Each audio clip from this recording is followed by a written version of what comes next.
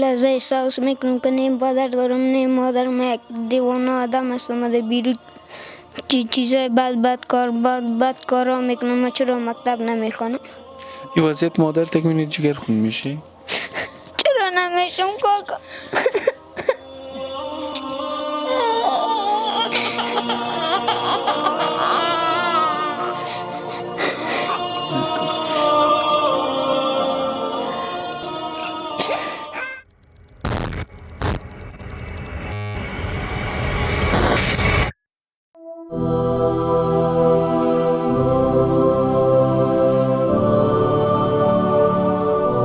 خب دوستان عزیز، در کنار ما سلیمان عزیز است و ای بیادرک خورد سلیمان جان؟ بله. نام کسی چی است؟ هدایت الله. هدایت الله جان و همچنان مادر بزرگوار سلیمان جان است. خواهر عزیز، میشه که شما در ارتباط به مشکلات زندگیتان بگوین؟ چند نفر هستین و شب روز چگونه میگذرانین و چرا اتفاقی که شما ساعت 5:30 6 صبح روان میکنین به کار تا وقتای شب در بیرون میباشه؟ پدرش زیاد ناجور است، معتاد است. خودم تکلیف حساب دارم، دیگه کس نیست که کت ما چی کنه. هر کس در زندگی خود نمیتونم گفت،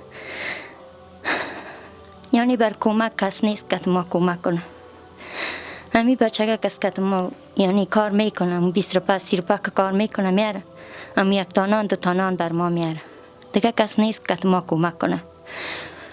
چند نفر هستین در فامیل؟ یکی پدرش است، 4 تا طفلایم است، یکی خودم است. و به این بچه مکتب نمیخونه؟ نه خیر، مکتب نمیخونه. خب شما مریض هستین طبعا؟ من تکلیف حساب دارم. 2 دفعه دوا گرفتیم، فلج شده بودم. از پاکستان دوا گرفتم، مال باز تلبیستیم، مواس ندارم که برم. شوهرم هم از جگر خونی محمد ناجوری شد. و بس مسئله خوراک، پوشاک، مثلا آرد، روغن، چه قسم این مشکلات حل میکنه؟ اگه کس با می 20 افغانی که روزانه یا 40 افغانی که کار میکنن؟ و می رقم زندگی میکنیم. امیم 4 تا ما هیچ چیز نداشتیم. 1 هفته شد که ما چیز نداریم. اگه کس کمک کنم سایه نان چیز بیاره، اون بر ما میشه. اگه نبیاره خلاص دیگه می رقم میشینیم. خواهر، این رقم میفهمیم که مثلا در این هوایی که بسیار زیاد گرم است، فلکتن در آفتاب میگرده و در زمستان دستکا و پایکایش هم ممکن یخ بزنه. شما میفهمین که در بیرون هم حالت خیلی خوب نمی داشته باشه. او را خود سرر پدر و مادر چی تیر میشه که سر اولادم یعنی چی میایه. هیچ پدر و مادر نمیطلبه که اولادش به این رقم کلان شود. از مجبوری رایش میکنم.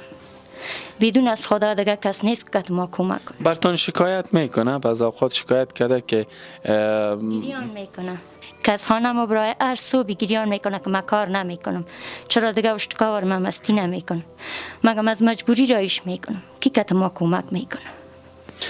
در بیرون بعض اوقات مثلا که به اون شکل گریه میکنی خانم می با مادر جان قصه میکنی؟ بله. و بچه‌کایی را که میبینی لباسای منظم پوشیدن میرن به مکتب، اما لحظه چی احساس میکنی؟ من لحظه احساس میکنم که نه پدر دارم نه مادر. من یک دیوانه آدم هستم. در بیرون چیزای بد کارا میکنم. من چرا مکتب نمیخوانم؟ این چیزا رو براتون میگه خواهر و باز کلیتان نمیگیره؟ میگیره. خیلی تو کنم ای که وقتانی کار نکنه. خیلی ما مردم افغان هستیم، ما کار کرده نمیتونم. خیار چطور مکلان کنم. یا تان از دیشب تفلکای تانه چی غذا دادین؟ و تو شبای شده که گرسنه خوابیده باشن؟ زیاد شوا شده، زیادتر شوا هم خوش دادیم. میگم دمی 3 روز ما بوی قطق ندیدیم. 3 روز شد که ما قطق نکردیم. نداریم واس نداریم. می‌بینیم بچه یک میره یا 20 روپا یا 30 روپا کار میکنه که پس میایه. بر ما یک جزگی میوستن. میوه هر چیز دیر میشه، مگه ما وقتش ندیدیم، نه میوه را دیدیم، نه کدام خوراک خوب دیدیم، نه کالای خوب برش گرفته تانستیم. هیچ چیز نتانستیم برش. این وضعیت مادر تک میبینی جگر خون میشی؟ چرا نمیشم کاکا؟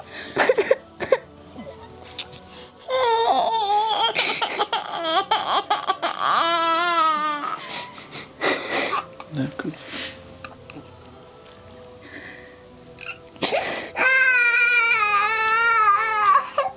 نکو گیری قلب.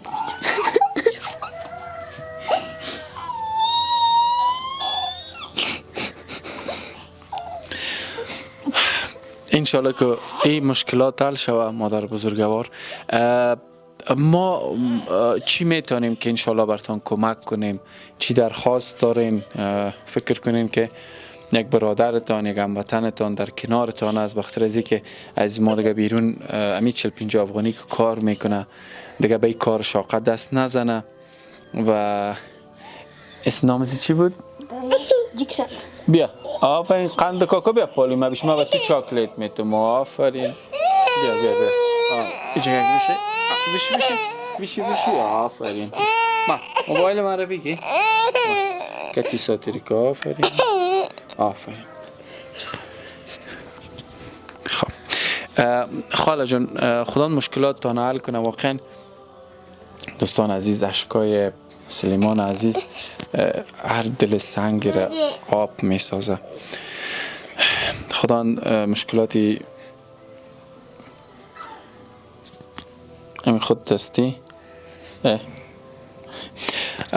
خدا مشکلاتی خانواده را انشالله حل کنه. و همچنین سلیمان عزیز مادر بزرگوار، میشه که بگین که ما دفعتا چی کمک میتونیم براتون کنیم که مشکلاتون بر همیشه انشالله حل شود، از او طریق بتونین شما یک زندگی خوب داشته باشین انشالله. از دولت اینمی تقاضا دارم که ما و مردم کمک کنه. خودم زیاد ناجور هستم، پیسی یک نقصه دوا را ندارم که برم، تکلیف اعصاب دارم. پاکستان رفته نمیتونم، جای رفته نمیتونم، مرا اونجا تلبیسته که بیا استخوانه سرم میده شده دیگه. اینجا کدام کمک کتم شوه که امی بچیم یعنی پیش فکرم باشه، دور از پیشم نره. امی کمک از دولت تقاضا دارم. البته فعلا دولت خانه است ما یک چیز غیر دولتی است، مربوط دولت نمیشه. خب خال جان، در کنار این که ما پیشترم گفتم برتان یک کار دائمی چی میتونیم آماده کنیم؟ یعنی شما اگه خیاطی بلد باشین 3-4 پای ماشینای خیاطی بگیریم برتان، یا مثلا مرغداری، فارم مرغداری دیم گوشکولیتان جور کنیم. چی برتان جور کنیم که از او طریق این تفلک دیگر روان نکنین به کار، از او طریق برتان پیسه عاید شده بره؟ خیاطی را من یاد ندارم بیادر. خب دیگه کار باشه من میتونم در خانه. مثلا اگر ما یک مرغانچگک جور کنیم در گوشه اولیتان و یک 50-60 تا مرغ که تخم بته برتان بگیریم دو پرتیم بازو تخمایش بفروشین، انشالله میشه؟ انشالله میشه، چرا نمیشه؟ دیگه ما باز روانشام نمیکنم. خب بسیار خوب. و سلیمان عزیزم انشالله ما کوشش میکنیم دوستان عزیز که با خودمان داشته باشیم و شروع سال تحصیلی سلیمان جان انشالله مکتب خدا بخوانه. و با فعلا یک مقدار مبلغ است ما به سلیمان جان میتونم، البته که روز 40-50 افغانی کار میکنه، چند ماه مگر بره انشالله نره به سر کار این مبلغ مشکلش تا اندازی حل میکنه. ما ایره تسلیم میکنم، ایره بگی سلیمان عزیز پیسه را. خب ایره فعلا به سلیمان جان دادیم، ولی به این معنا نیست که اینمی کمک شد دیگه کمکش نمیکنیم. دوستا ما پل ارتباطی میان شما این خانواده هستیم، شاید مصرف یک ماهی اینا امی باشه که به سلیمان جان دادیم، ولی بیاین که دست به دست هم دیگر بتیم به طور دوامدار این فامیل کمک کنیم. ما در نظر داریم که سلیمان عزیز ببریم، چندین جور لباس برش بگیریم و منظم مویایش جور کنیم، برش قلم، کتابچه، بیگ، همه چیز بگیریم آماده باشه که شروع سال که شاگردا جلب جذب میشه با او آماده باشه. و اتاقک داری از خودت؟ نه اینی اتاقش است. خب ایده پسر اتاقش است؟ خب دیگه جای نداری. ای وای